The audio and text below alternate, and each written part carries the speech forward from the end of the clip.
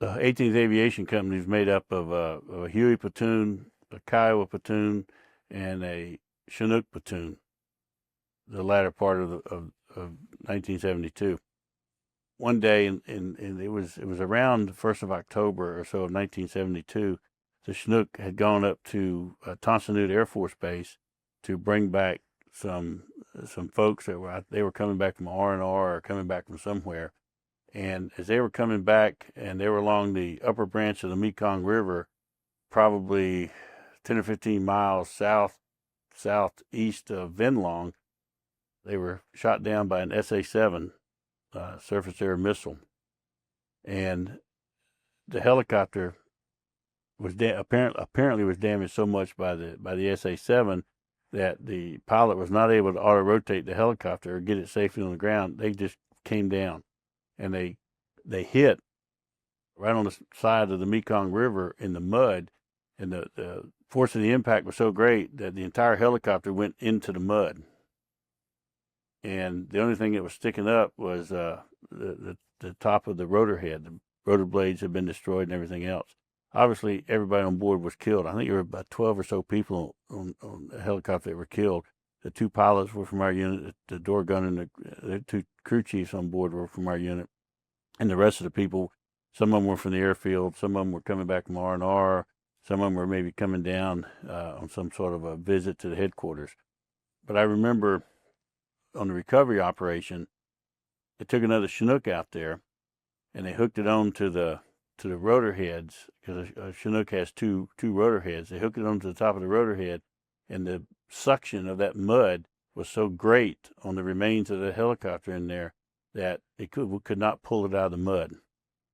They had to go in there and do some digging and some partial removal of pieces and stuff before they get all that helicopter out.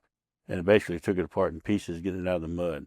Well, it was a very tragic thing to lose all those people so late in the war. And there was another pilot in our company, a CW2, and he was flying a Kiowa one day, and he was by himself, and he was in a little PSP landing area, and there was barbed wire all around it. And when he picked up to a hover, he was going to back up a little bit to give him a little bit of room to take off and avoid all that wire around him. And he stuck his stinger on his tail boom in the wire, didn't know it. And when he pulled pitch, the stinger back there caught in the wire, and the helicopter just came up and all the way back over and crashed. And he died of his injuries about a week later. Just really a tragic accident. On my very last flight in Vietnam, I went to pick up an advisory team, and about 4 or 5 of the advisors, American advisors, and had a couple of their Vietnamese counterparts with them. They came out with their steel pots on.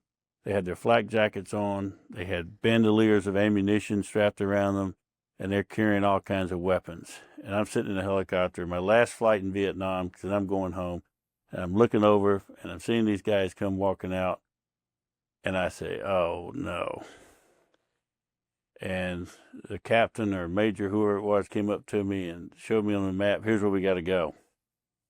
And I knew that was not a good place to go because I generally knew the area. But more importantly, I knew that most of these advisors that we flew for over there did not dress like that unless they thought it was very, very dangerous. So we started flying out, and we had just gotten to altitude. I think we were going up to 2,000 feet en route down to this outpost they wanted to go to. And I'm flying, and the cyclic, goes between your legs, and you have a very gentle touch on that cyclic with your hand. You're just making small movements with it, almost with your fingers. You can fly the helicopter.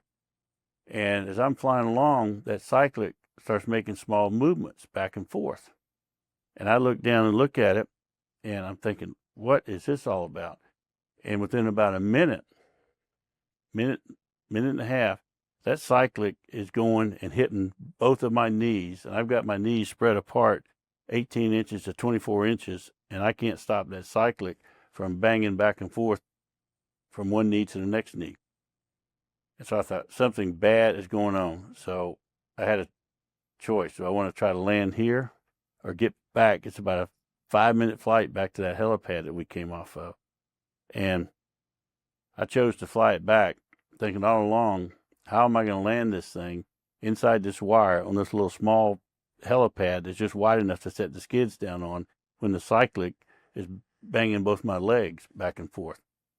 And I was able to get it in, able to get it set down. And as soon as I set it down, I got the crew chief, I said, open up those transmission panels back there to see if you can see what in the world is going on. And he took the Zeus fasteners off real quick, pulled a panel, and here's a thing called a cyclic servo. It's like a hydraulic dampener that dampens the movement out between the rotor head and back to the cyclic, so you get a smooth set of flight controls.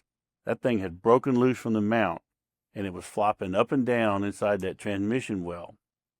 Have no clue why it didn't break. And had it broken, we'd have lost cyclic control up there, and we'd have just, came right on down and crashed and probably killed everybody on board. So when I think back on that, now that I'm a little bit older and hopefully a little bit more mature, would I have tried to fly that thing back for 5 minutes, or would I have just auto-rotated to the ground, not knowing where I'm going to be or what kind of situation I'll be in? I don't know. I was very lucky. God was obviously looking over me and the people on the helicopter that day, because I just don't know how the thing held together till we got it on the ground. That was my very last flight in Vietnam.